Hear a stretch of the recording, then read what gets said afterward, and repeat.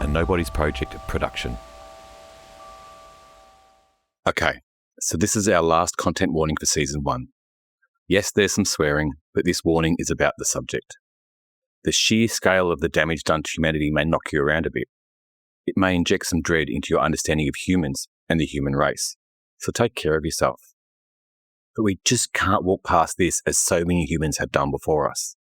We need to show you how actually horrific this has been for our collective humanity. Mostly because some of these arseholes are currently starting wars they can't finish, and the potential destruction that's on our doorstep has most definitely been one of the global effects of 20th century lead poisoning.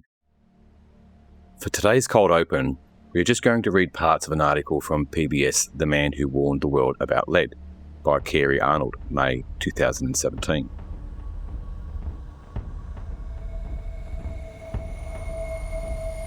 There's no such thing as short-term exposure to lead, says Nick Newman, a paediatrician at Cincinnati Children's Hospital and director of the Lead Clinic. Lead is the archetypal poison. It stays in bodies for years, and even a small amount can become significant over a long time, he says. As the newly minted paediatrician at the Children's Hospital in Philadelphia in the 1950s, Herb Needleman treated an endless parade of lead-poisoned children. It all seemed like just part of the job until he told a mother whose infant daughter lay comatose in the ICU that her children's health depended on her finding a new place to live. The mother replied, "Where else am I going to go?" That moment reverberated through Needleman's life. I suddenly realised that the issue was not just making diagnosis and treating them. The issue was in the life story of people, he said in an interview 50 years later. As Needleman bounced from position to position early in his career, he found he couldn't escape the long reach of lead poisoning. Patient interactions like this, combined with the Lord and Bias study, suggested to Needleman that the effects of lead poisoning may linger far beyond a child's hospital stay. A short stint as an adult psychiatrist only reinforced this belief. The problems affecting many of his adult patients mimic those he saw in young, lead-poisoned children. What set Needleman apart from the other physicians of his time, his son says, was his natural curiosity and deep-seated sense of justice. He just wouldn't let any kind of injustice stand. That's how he was, Joshua said. Most of his colleagues ridiculed the idea that the slow build-up of lead in the body could create chronic health problems, even in the absence of overt symptoms. They could buy the idea that acute lead poisoning might have long-term effects, but Needleman's idea of low-level chronic poisoning seemed a reach. Before Needleman could test his hypothesis that long-standing lead exposure decreased IQ and increased behavioural problems, he needed a way to measure long-term lead levels in the body. Blood lead levels only told him current lead exposure, and Needleman needed a measurement that would capture this over a much longer period. Bone biopsies would give him the information that he needed, but they were too invasive and expensive. Finally, as he transitioned away from treating patients directly to researching lead poisoning as a young professor at the University of Pittsburgh, Needleman hit on an accessible and cheap stand-in for bone: baby teeth. Calcium deposits in teeth just like it does in bone. Because lead mimics calcium, the teeth and the bone are similar. Needleman realised that baby teeth could provide the same information about long-term lead exposure as bone biopsies. Needleman collaborated with several Philadelphia dental clinics, including one in the suburbs and two in the inner city. The researchers found that the poor, mostly African-American children from the inner city had lead levels 5 times higher than that of their wealthy suburban counterparts. The resulting 1972 Nature paper revealed that baby teeth could readily identify long-term lead burden. Now, Needleman needed detailed cognitive and behavioural testing to link lead to neuropsychological issues. He gathered more data in Boston, this time collecting more than 3,000 teeth from 2,500 kids. With colleagues from the Boston Children's Hospital, they administered half-day psychometric tests to kids with the highest and lowest lead levels. They also surveyed teachers asking about kids' ability to follow directions and manage their emotions.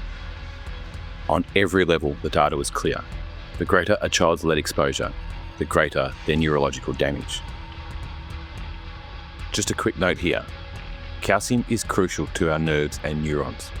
When lead replaces calcium in our nerves and neurons, they don't communicate with each other well or at all. So now you understand why lead fucks with our brains so much, especially our children's developing brains. Needleman showed that through innovative research that neurological damage could occur at much lower levels of lead than anyone thought, said Gerald Makowitz, a public health historian at the City University of New York. By the time Needleman published these results in the New England Journal of Medicine in 1979, other scientists had been working on the issue of chronic lead exposure in children, including Philip Landrigan. As a young officer with the Epileptic Intelligence Service in 1971, Landrigan travelled to El Paso, Texas, after public officials discovered that a local lead smelter had released 1,116 tonnes of lead, 560 tonnes of zinc, 12 tonnes of cadmium, and 1.2 tonnes of arsenic into the soil and air. Atmospheric tests revealed airborne lead levels almost 50 times the EPA limit at the time. Landrigan was placed in charge of testing blood lead levels in the local populace, and he found that 2/3 of kids under the age of 10 who lived within a mile of the smelter had evidence of lead poisoning. Quote, "Every kid we tested who lived on the west side of the city had lead poisoning." End quote. Results in hand, both Landrigan and Needleman began pushing for stronger rules around acceptable blood lead levels and for eliminating lead from gasoline and paint, which continued to be the largest contributors to lead poisoning in children.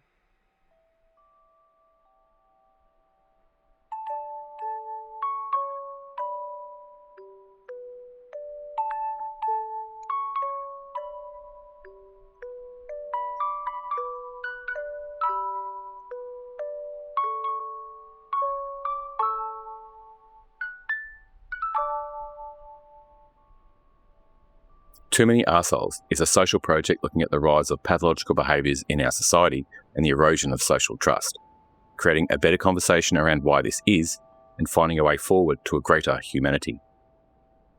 As mind-boggling as the causes are that created the devastating 20th century global lead poisoning catastrophe, it's the effect that over 9 million metric tonnes of aerosolised lead has had on us all that is where all these chickens finally come home to roost. This podcast is also part of a larger social project that we want you, the listener, to join in on. Key to this project is bringing together threads from many different academic disciplines to create a body of knowledge we can develop with you to help us all with having better conversations around these pathological behaviours in our personal and social circles.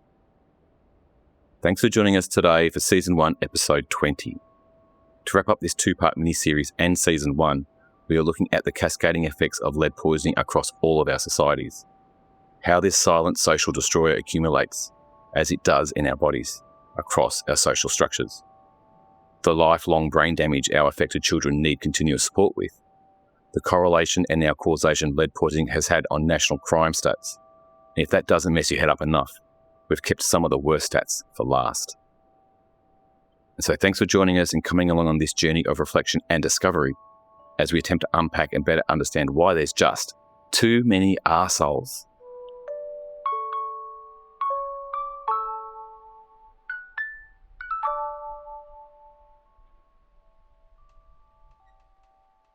How can you grasp what has happened to us all? The breadth and depth of research, articles, publications and podcasts that have tackled the topic of 20th century lead poisoning shows us that this knowledge has been available for a very long time. But what we are attempting to do in this two-part series is to impress on you how much damage has continued to proliferate through our ongoing generations. How these behavioural, some might say, social trauma cycles continue to reverberate through subsequent generations. How brain damage to children in the 40s, 50s, 60s, and even the early 70s can come back to bite us all when these children grow up into adults at the time when the digital technology came of age. How work cultures, annual profit increases, toxic management practices, and many other knock-on effects plague our approach to people and employment. Let's quickly take you back to the end of episode 3. How the fuck did we get here? Quote, "We potentially have had the last of a poisoned generation with brain injury after effects from 2 world wars deciding how we would embrace new digital technology over the last 4 decades. The hyper-capitalist, war-hungry, consume at all cost, move fast, break things, disruptive digital era has one thing in common, and that it's very inhumane and very anti-society." End quote. How many of our current social challenges are the result of the cascading effects of global lead poisoning? But don't be fooled by the naysayers. There are still many financial reasons for people to continue to downplay this part of our history. It has been called the greatest crime of the 20th century, and to be honest, we can't think of a crime in all of history that could top this. Underestimate the damage lead has on humans and their humanity at your own peril. The 20th century did. We are all now, collectively, 100 years later, still paying for the crimes of the 1920s and the continued proliferation of tetraethyl lead for the next 5 decades.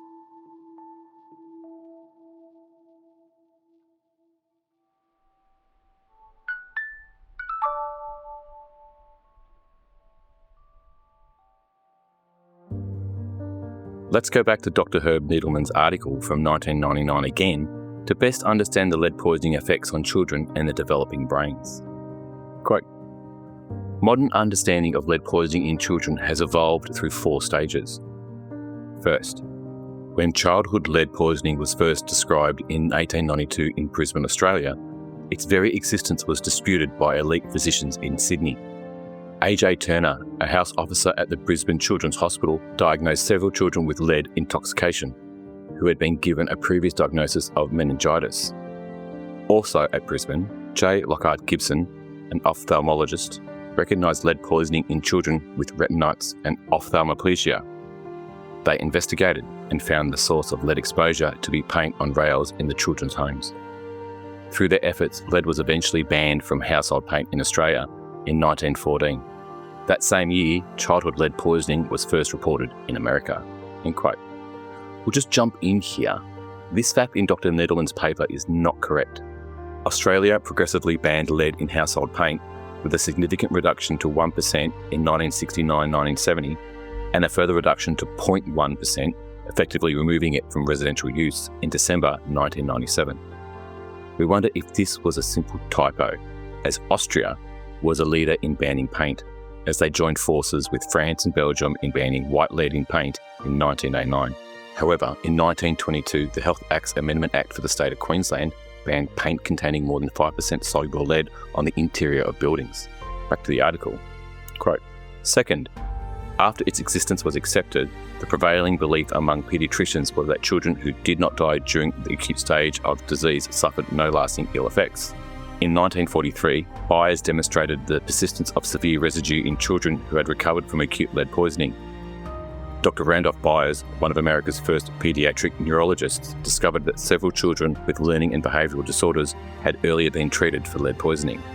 Along with Elizabeth Lord, a psychologist at Boston Children's Hospital, Byers conducted detailed psychometric evaluations of 20 children who had reported previous lead poisoning. They found that 19 of the 20 children were behaviour disordered or intellectually impaired. Dr. Byers' study in the early 1940s were the first to prove that children who survived acute intoxication were often left with devastating deficiencies in intellectual function. Third, the reality of sequela was then accepted, but sequela were thought to afflict only those patients who had most severe symptoms. In the late 1970s, 1980s and early 90s, the publication of papers from around the world showing IQ and behavioural deficits at slight doses of lead. The neuropsychological costs of asymptomatic lead exposure were established to the satisfaction of the scientific community. This controversial issue has now effectively been settled, with the release of extensive research from numerous studies, each confirming the other. Almost all workers in the field agree that lead at silent doses produces deficiencies in psychological function. These include intellectual, perception, attention, language function, and perhaps social adjustment. Fourth, regulations began to be shaped to accommodate the realisation that lead at silent doses damaged the brains of children. Mass public screening programs were enhanced to monitor the lead exposure of young children. For the first time, the focus of lead exposure was centred on primary prevention, with many laws being enacted to eliminate lead sources in the environment. Mandatory testing programs were being established in many states to detect early identification of lead problems. In 1991, the CDC devised a strategic plan to prevent childhood lead toxicity. This was a historic moment in lead poisoning prevention. There were 2 important sources of lead for children in America: paint and leaded gasoline. Lead in household paint was recognised as a danger early in the 20th century. It was banned in Australia in 1914 and by international convention in 1925. Again, that stat on Australia is wrong. The United States was not a signatory to that agreement. It was not until 1970 that a statute banning lead in household paint was passed in the United States. Although in the 1930s, the city of Baltimore recognised the widespread hazards of lead paint to children and took steps to control its use. Lead paint was not banned by statute in this country until 1970. End quote. So, most European countries across the world banned lead paint in the second half of the 1920s, and yay Australia for identifying this back in 1892. But interestingly, America and Australia didn't start to ban lead paint until the 1970s. What took them so long?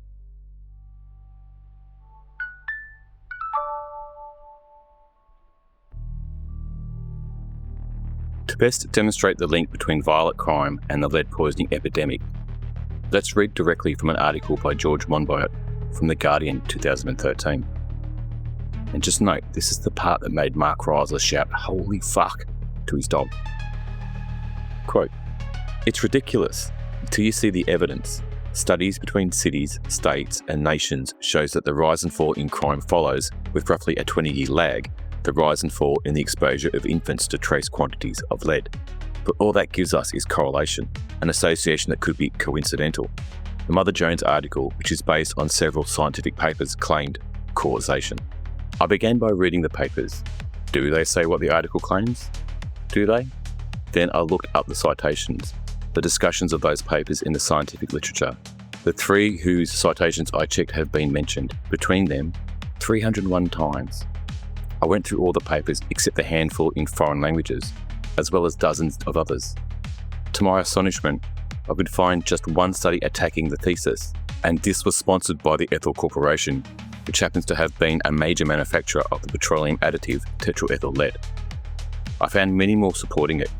Crazy as this seems, it really does look as if lead poisoning could be the major cause of the rise and fall of violent crime.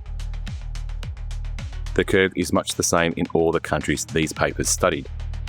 Lead was withdrawn first from paint and then from petrol at different times in different places, beginning in the 70s in the US in the case of petrol and the 1990s in many parts of Europe. We're just breaking in here at this point to note that these stats appear slightly misinterpreted, but let's keep going. Quote, "Yet despite these different times and different circumstances, the pattern is the same. Violent crime peaks around 20 years after lead pollution peaks. The crime rates in big cities and small cities in the US, once widely different, have now converged, also the same 20 years after the phase-out. Nothing else seems to explain these trends. The researchers have taken great pain to correct for the obvious complicated variables, social, economic, and legal factors. One paper found, after 15 variables had been taken into account, a fourfold increase in homicides in US counties with the highest lead pollution. Another discovered that lead levels appear to explain 90% of the differences in rates of aggravated assault between US cities. A study in Cincinnati finds that young people prosecuted for delinquency are 4 times more likely than the general population to have high levels of lead in their bones. A meta-analysis, study of studies, of 19 papers found no evidence that other factors could explain the correlation between exposure to lead and conduct problems in young people." End quote. Don't forget that crime and criminal behaviour is at the extreme end of our pathological behaviours. What about the pathological behavioural spectrum? All the domestic violence and coercive control, fraudulent business practices, the ongoing corruption across many government, the breakdown in communities and community participation, the rise of loneliness and the erosion of our social trust. Where are all the studies that show these effects? Well, if you can't figure that out, it's because all these behaviours have been normalised, accepted, hidden from the public and covered up. Humans do tend to have a little social amnesia. We can only compare what we are experiencing to the generation before us and maybe the generation after us.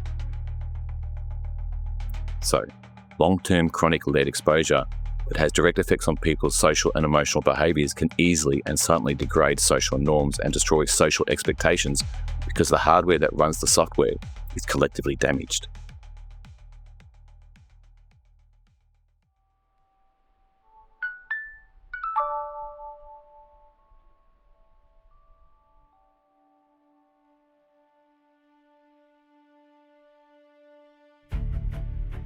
Although the correlation and now expected causation of chronic lead poisoning has been linked to violent crime, that doesn't address the spectrum. Roughly for every 1% of the population that displays complete psychosociopathic behaviours, there are about 35 to 45% of people who are somewhere on the psychosociopathic spectrum. To best illustrate this, we're using an extract from the article Leaded Gas Exposure Tied to 151 Million Excess Cases of Mentally Ill Cases by Eve Bender in 2024 from the Hospitalist blog. The article opens up with outlining the effect lead has had on children and the brief history of tetraethyl lead, which we've already covered at length. She then continues, quote, "The investigators noted that over half of the current US population was exposed to adverse lead levels from gasoline in childhood. However, they added that the total contribution of childhood lead exposure to the population's mental health and personality has not been previously evaluated. For the study, the researchers combined serial, cross-sectional data on blood lead levels from the National Health and Nutritional Examination Survey and integrated it with historical data on gasoline usage, allowing them to estimate childhood blood lead levels in the United States from 1940 to 2015. They calculated the impact of lead exposure on mental health using general psychopathological factor points, also referred to as mental illness points, which function similarly to IQ points. The measures used were based on a prior study led by Aaron Rubin in 2019 from a New Zealand cohort, and a study by a different group that followed a longitudinal birth cohort in Chicago. Using these data points, the researchers calculated population-level evaluations in mental health symptoms on the basis of lead exposure and 5 key psychometric outcomes in the US population. These included general psychopathology, which reflects an individual's overall liability to mental disorders and was scaled to match IQ scores with a mean of 100 and a standard deviation of 15. They also evaluated symptoms from internalizing disorders including anxiety and depression and ADHD, and standardized them to a mean of 0 and a standard deviation of 1. The researchers also looked at differences in the personality traits of neuroticism, which relate to emotional instability, and conscientiousness that reflects organisation and responsibility. Both of these were assessed using similar standardized scales. Using this approach, the researchers were able to assess the historical and long-term implications of lead exposure on mental health and personality traits in the US population over time. Results showed that during the peak era of leaded gasoline in the United States, children were routinely exposed to lead levels 3 to 6 times higher than the current reference point for clinical concern, 3.5 micrograms per decilitre, the authors noted. While the United States banned leaded gasoline in 1996, they can still be present in water pipes, old paint and soil. The Centre of Disease Control and Prevention cautioned that no blood lead levels are safe. We are jumping in once again as this is the most important fact of all. There is no safe blood lead level. There should be no lead in our bodies. Got it? Good.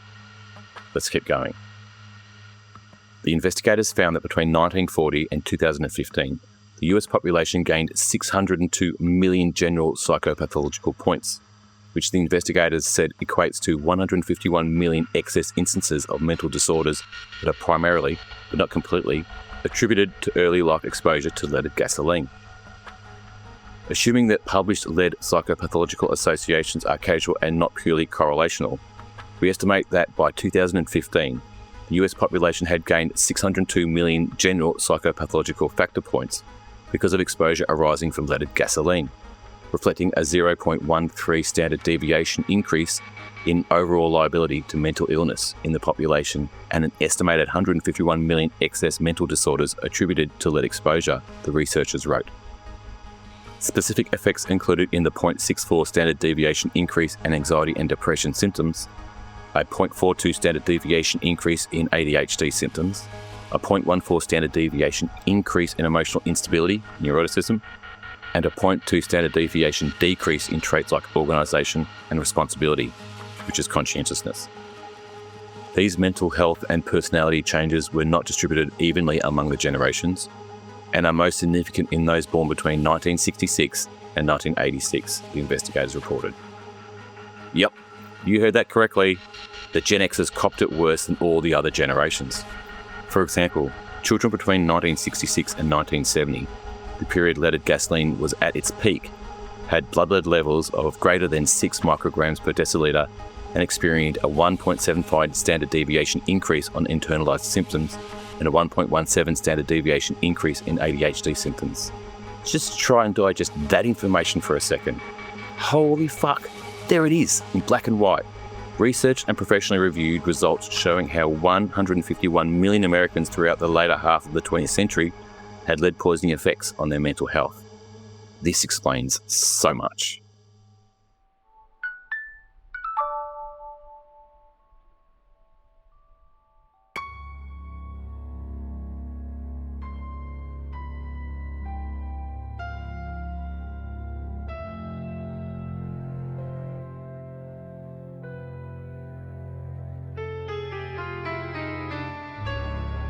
It was the first generation of children affected by tetraethyl lead poisoning that were in their mid-20s when we started to see our social institutions start to be dismantled.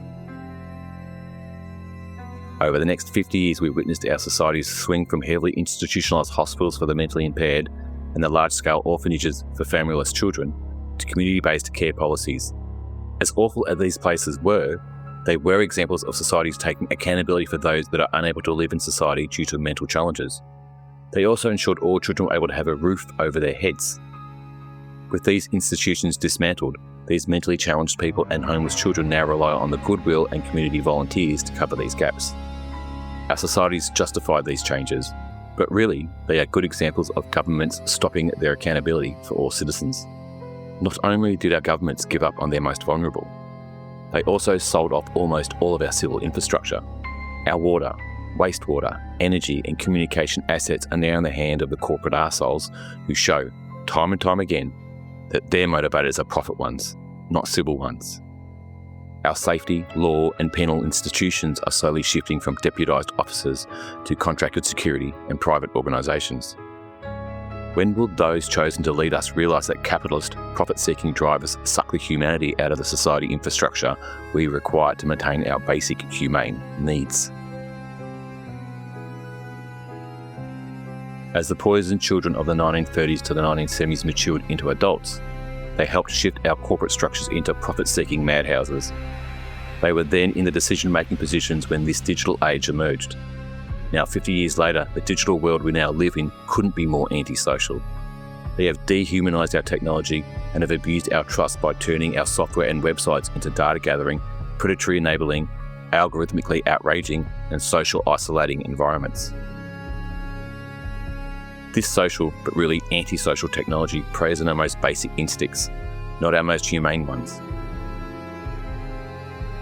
This digital, internet and social technology could have been amazing for our global societies, but these arseholes have over-commercialised it all and our governments were too slow, too impotent and too focused on re-election to see these bigger problems unfolding. And when mass lead poisoning occur, then everyone is affected to some degree. Everyone's collective behaviours degrade. So many professionals with bona fides behind them, with great communication skills but damaged brains and socio-emotional deficiencies, also pushed policies and ideas that were just not human. And those that should be there to reel them in were also working from a place of reduced social-emotional capabilities. And these toxic people then go on to perpetrate other generational traumas. Extreme domestic violence, the breakdown of parenting practices, insidious child abusers and cover-ups. These generational traumas continue to affect us all. The breakdown in common courtesies, common sense and basic humane social behaviours is another byproduct of all this lead poisoning cascading through our world's generation after generation. And this has now all led to these hyper-capitalist social norms, this inhumane, angry, and most importantly mentally unhealthy world we all now live in.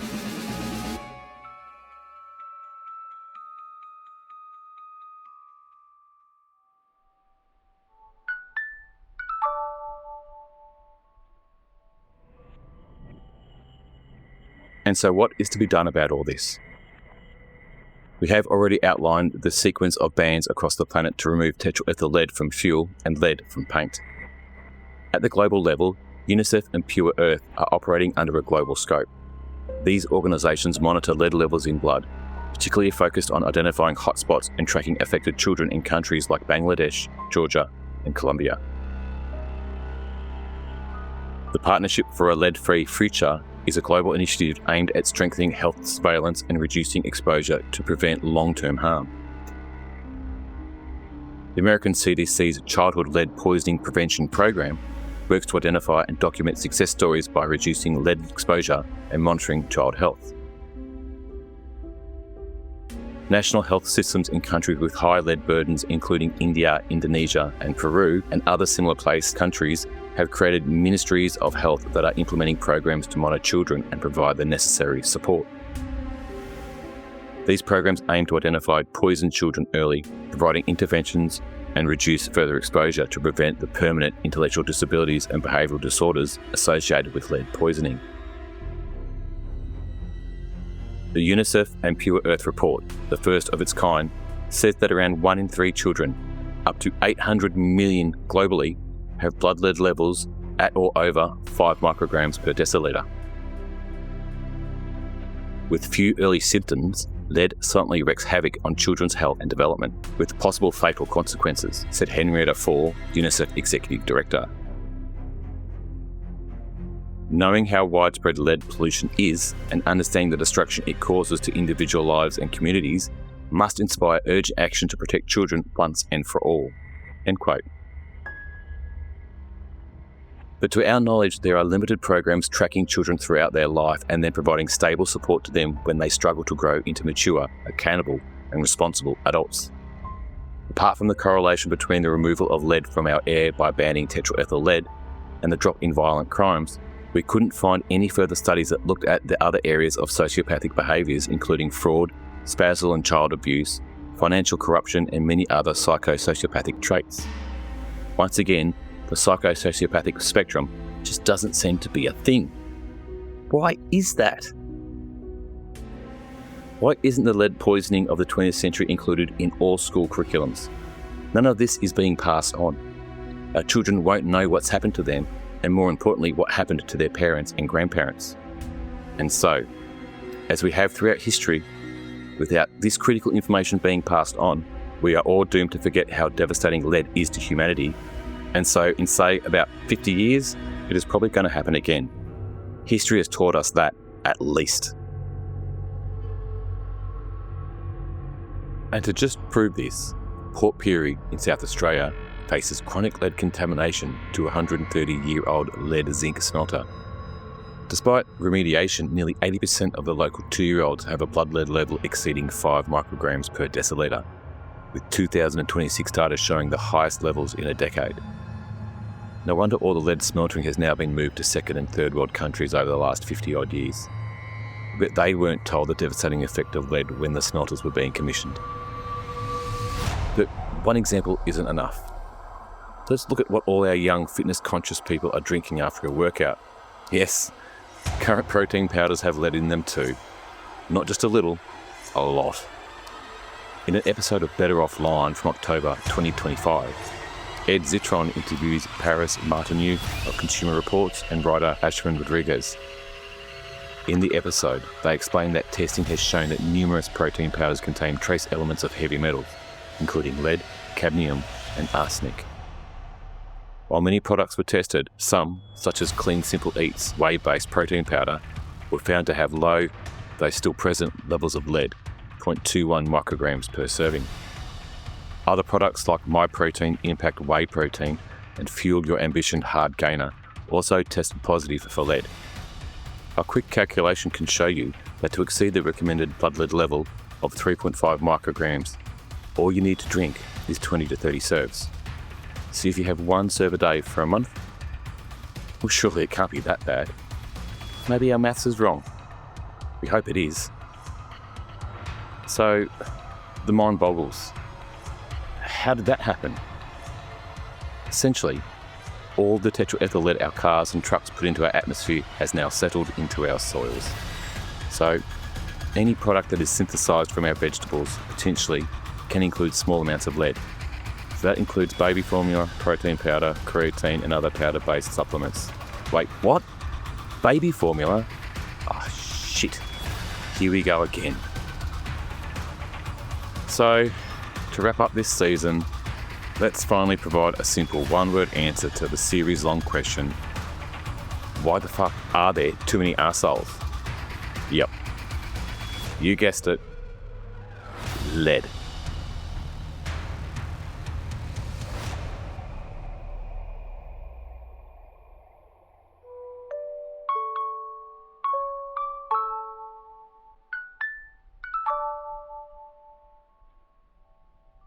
Thanks again for taking the time to join in. Well, holy motherfucking shitballs. We're all still in shock after research, writing and recording this 2-part miniseries.